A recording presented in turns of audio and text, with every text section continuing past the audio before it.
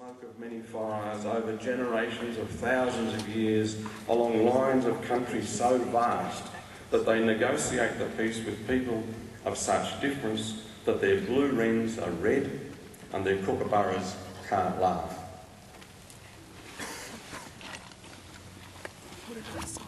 How people whose kookaburras were strange to each other and called by different names could manage a country without resort to war over greater antiquity than any other civilisation experienced is the big secret.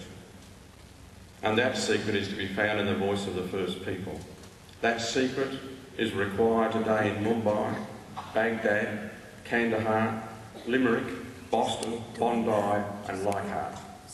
The secret of how that peace was forged is in our languages.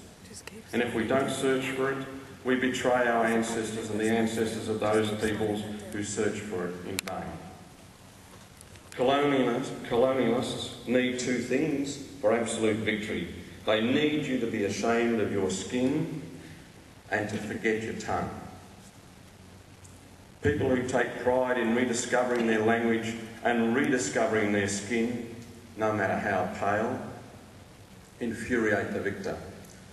Their greatest contempt is reserved for those of flimsiest heritage because they had taken it for granted that they would never identify with their heritage and never rediscover the word for kookaburra.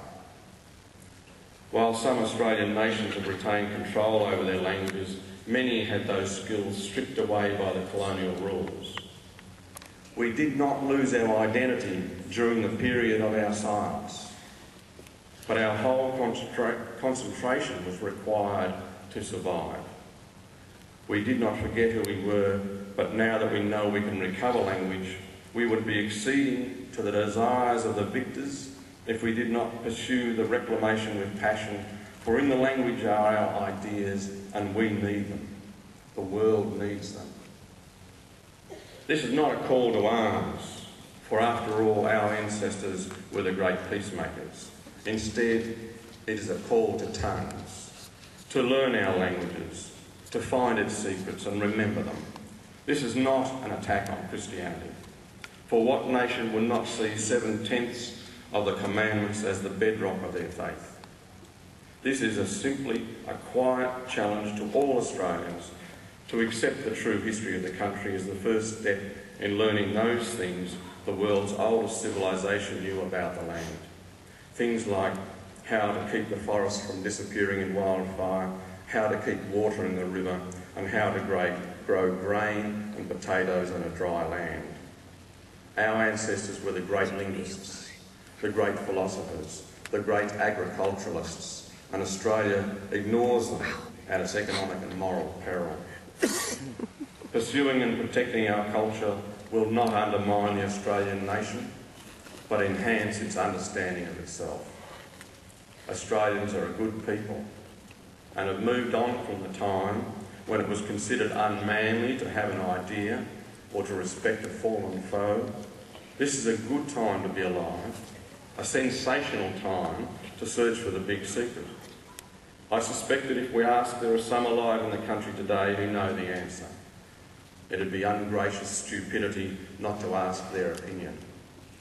I hope our young people of any colour never rest until they get the answer and respect those who gave it to them. Over the weekend, we heard that Mandawa Yanapingu is in hospital. We heard that Galarrwuy Yanapingu feels despair and disappointment and betrayal. And two elders of this country told me in recent days that they feel scared for the future and are in deep sorrow for the loss of their own family members. I hope that during this week and in any week that you can support and encourage your elders to assure them that we're going to carry on their work. And in doing so, we will have to support and encourage our young children. If Uncle Herb Patton's in the audience, don't waste your breath on Uncle Herb, because if you give him any more encouragement or any more hope, he's going to hurt himself. If Oak's in the room and has got a gum leaf, I'd like to hear a blast on that blessed leaf.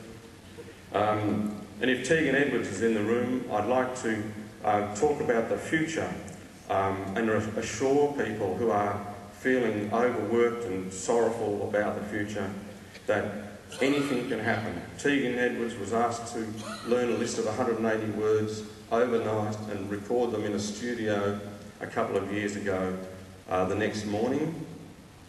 And she read through that list of words that she'd only seen 12 hours before, made 3 mistakes, which we re-recorded, and that's on a CD-ROM, which we're going to talk about at 10 o'clock. It's a great sign. You can't defeat a people with that much will. Thank you very much.